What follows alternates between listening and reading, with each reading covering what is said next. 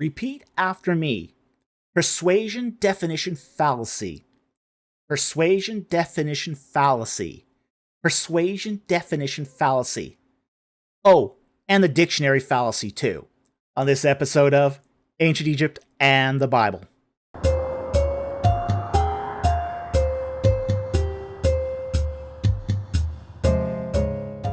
In this video, we are going to take a look at two related fallacies: the dictionary fallacy and the persuasion definition fallacy, their uses and misuses.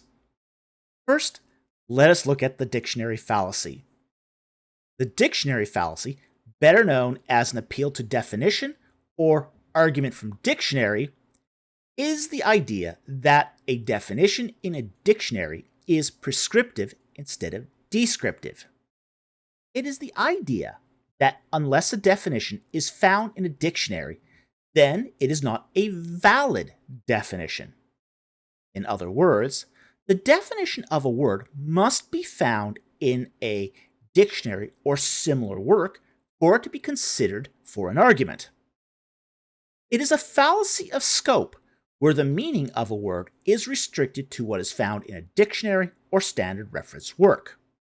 However, the problem is that dictionaries don't contain every possible definition. Sometimes they omit certain definitions because the entry is incomplete. Or a new, popular meaning arises that becomes generally accepted, but the dictionary's editors have not yet caught up. It is the idea that dictionary definitions don't always reflect the way words are used by people in reality. So it is a fallacy where the meaning of a word is overly restricted or cherry-picked. Now, we have to stress that the term dictionary fallacy is many times misused. That is, if someone uses a definition that is found in a dictionary, this does not make that use automatically a dictionary fallacy. Webster's dictionary defines... Objection! Lame and unoriginal. Sustained. No further dictionary references. Just because a meaning is found or quoted from a dictionary does not automatically make that definition illegitimate for any specific form of argument. For example, a technical or administrative definition can be gleaned from a dictionary for a specific argument without it necessarily being a flaw in reasoning. So for a dictionary fallacy to be fallacious, it must make an appeal to limit what definitions are valid. However, just because a dictionary fallacy is observed and justified does not imply that any definition at all is valid. This brings us to the flip side of this fallacy. There are many out there who will appeal to a dictionary fallacy and then take an additional step that creates a different kind of fallacy. That is, a fallacy where a private definition is coined in what is called a persuasive definition. Now, a persuasive definition gives a new conceptual meaning to a familiar word without substantially changing its emotive meaning in order to present one's definition as if it was an accepted fact in a situation where that's not the case.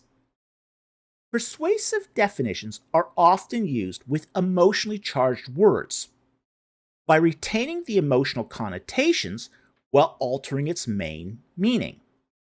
This kind of informal fallacy is also referred to as the persuasion definition fallacy, the definist fallacy, or simply redefinition.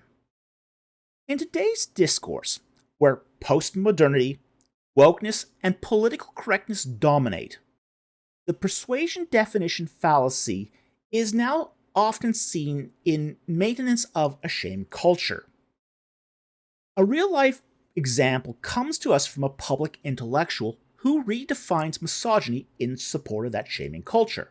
Quote, "Misogyny is about systemic power asymmetries and how we behave in relation to them, irrespective of intention or motivations of that behavior, and misrepresenting it as some kind of internal and immutable feature of identity functions to excuse behavior that reifies, protects, or exacerbates those power asymmetries, end quote. Notice carefully here that this redefinition in no way deals with antipathy against women that is generally accepted to be at the core of misogynist behavior. This definition is so vague that it can be used for any inequality against any person, even a person who is not female, while maintaining its emotive power. This public intellectual asserts that this is the accepted definition, but never proves that such is the case. Short, this example capriciously redefines the word to weaponize it against an opponent. Another excellent description of a persuasion definition fallacy comes from Aldous Huxley, as spoken through his character Anthony. Quote, "I always loved that kind of argument. The contrary of the thing isn't the contrary. Oh, dear me, no. It's the thing itself, but as it truly is. Ask any diehard what conservatism is. He'll tell you that it is true socialism. And the Brewers' trade papers. They're full of articles about the beauty of true temperance. Ordinary temperance is just gross refusal to drink. But true temperance is something more refined. True temperance is a bottle of claret with each meal and 3 double whiskeys after dinner." End quote. Aldous Huxley, Eyeless in Gaza, 1936, pages 122 to 123. We can see here that Huxley flips the common definition of temperance on his head by jadedly redefining it to include, quote, "a bottle of claret with each meal and 3 double whiskeys after dinner," end quote. So that covers the dictionary fallacy and the persuasion definition fallacy. For more information about the persuasion definition fallacy, please see Charles Leslie Stevenson on Persuasion of Definitions in the journal Mind of 1938. So anyway, we hope you enjoyed this and learned something today. Thank you very much for watching, and I will see you next time on Ancient Egypt and the Bible.